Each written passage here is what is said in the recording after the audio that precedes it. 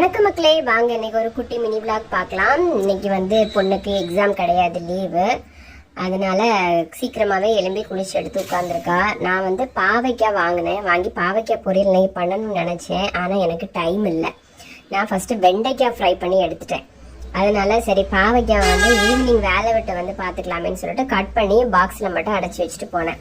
அப்புறமா எப்பவும் போல் காலையில் நீ தண்ணி குடிச்சிட்டு சாதம் அடுப்பில் போட்டாச்சு. சாதம் அது பாட்டு அழகாக வெந்துட்டுருக்கு. எனக்கு கொஞ்சம் வெந்துச்சுன்னா இறக்கி விட்டுறலாம். அப்புறமா வந்து காலையில் தேங்காய் சட்னி, அது இன்னைக்கு வச்சது கிடையாது, நேற்று வச்சு தேங்காய் சட்னி தான். அது கொஞ்சம் மீறி இருந்துச்சு, அதை சூடு பண்ணி பாப்பாவுக்கு மட்டும்தான் தோசை, எனக்கு பழைய கஞ்சி தான், அதனால அவளுக்கு மட்டும்தானே அப்படின்னு சொல்லிட்டு நெய் ஸ்பெஷல் சட்னி எதுவுமே வைக்கல. அதாவது புதுசாக வேற எந்த சட்னியும் வைக்கல. தோசை பாப்பாவுக்கு 3 தோசை தான்.